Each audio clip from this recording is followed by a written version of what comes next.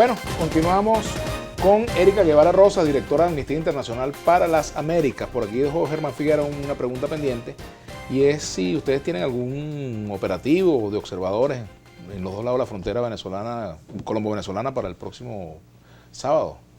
No, mira, el mandato de Amnistía Internacional no es de ayuda humanitaria, no es nuestra competencia, no tenemos ninguna expertise. Nuestra expertise es seguir documentando las graves violaciones a los derechos económicos y sociales, hacer el llamado a los estados para sí, pero que precisamente en ese campo, porque habiendo una situación de tensión política y política militar incluso, pues siempre en estos escenarios hay la propensión a que se puedan cometer violaciones de derechos humanos en cualquiera de los lados, ¿no? De los escenarios, sí, pero efectivamente no tenemos planteada ninguna delegación, no somos parte de ningún proceso de distribución de ayuda humanitaria, y lo que sí esperamos es que sean las organizaciones de derechos humanos y de la sociedad civil venezolana las que sean tomadas en cuenta. Son organizaciones que valientemente han hecho su trabajo en un contexto de grandes agresiones, ataques, como lo mismo ustedes, los periodistas, y que sean ellas las que sean partícipes sería lo más importante.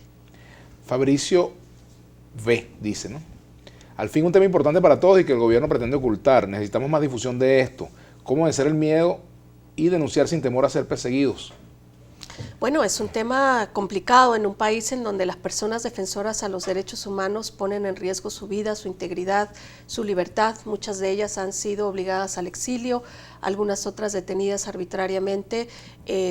Autoridades al más alto nivel utilizan sus medios de comunicación para estigmatizarlas, acusarles.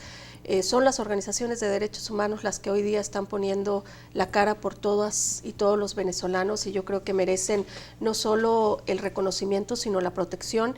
Yo he hecho un llamado a la Asamblea Legislativa para que se creen cuerpos legislativos y mecanismos de protección a personas defensoras de los derechos humanos y a periodistas que también valientemente denuncian las graves violaciones a los derechos humanos. Yo creo que es importante que la comunidad internacional, que las organizaciones de derechos humanos del mundo también pongan su atención y muestren su solidaridad acogiendo y abrazando el trabajo de defensa de derechos humanos que se hace en Venezuela. Oswald Piñango, dile a esa señora que tiene que llamar a Nicolás Maduro presidente y que no sea tan descarada y tú tan permisivo, que ella dice que en Venezuela no hay libertad de expresión, pero lo dice en un programa de televisión, mayor cinismo.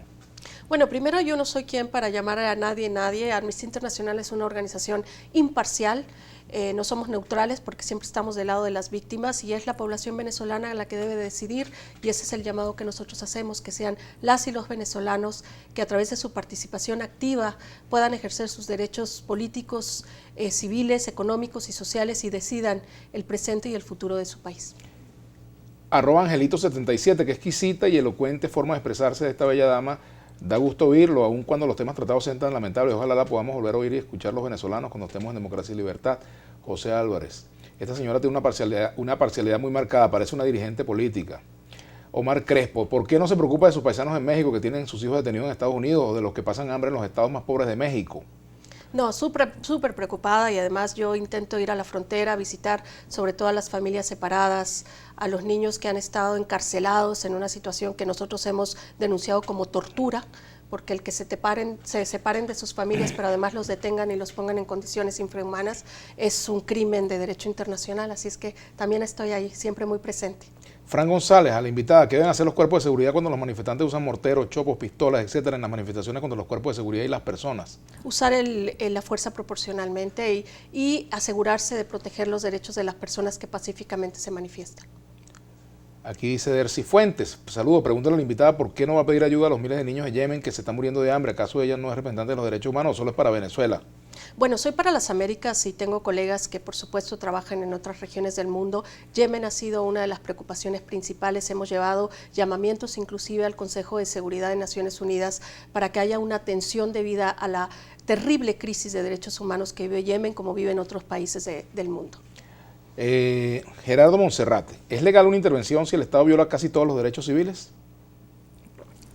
Bueno, es lo que sería legal bajo el derecho internacional es precisamente que se tomen todas las medidas a través de los mecanismos existentes para garantizar el derecho a la verdad, la justicia y a la reparación.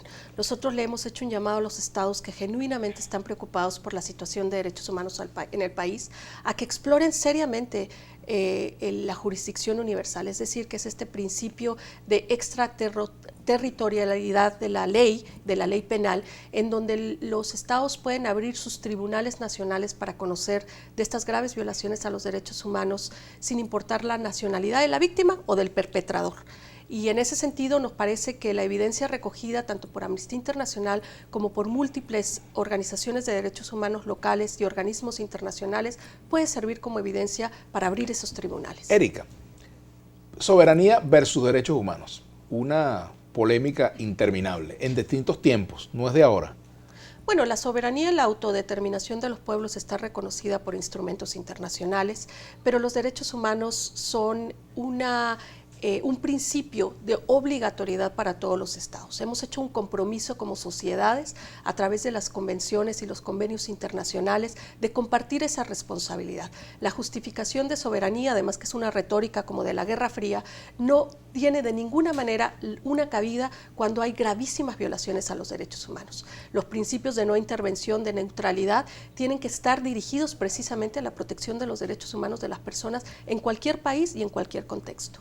Aquí dice Lisbeth, gracias por su labor ética, honesta y frontal, expresión de la verdad sobre genocidio en Venezuela, emergencia humanitaria. ¿Cómo se ve que Vladimir Laguna sabe que usted no le va a decir con descaro y burla que el genocidio en Venezuela es mentira? No entendí mucho su comentario, pero bueno, válido también. David García, saludos Vladimir, la explotación laboral de los venezolanos en el exterior, es necesario que hable de eso, si no, no tiene gracia el guión que presenta.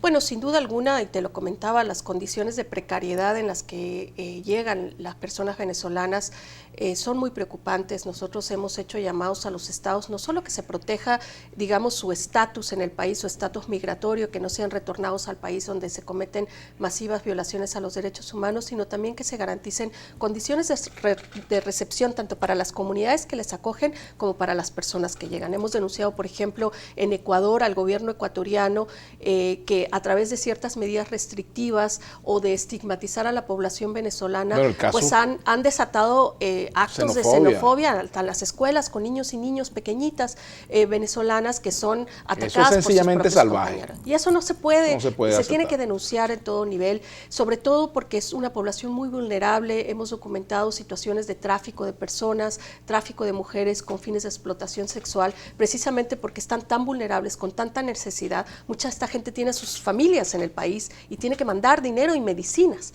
y tiene que, pues lamentablemente, exponerse a violaciones de derechos humanos y abusos cometidos en otros países en donde están. Tenemos que hacer la pausa. Nos queda pendiente el tema del femicidio o feminicidio, como lo llaman también. Ángel Cabrera, ¿dónde están las pruebas de la denuncia de la señora hacia el FAES o es una opinadora de oficio? Pregunta que va a responder al regreso. Amnistía a la una, nuestra etiqueta para el día de hoy.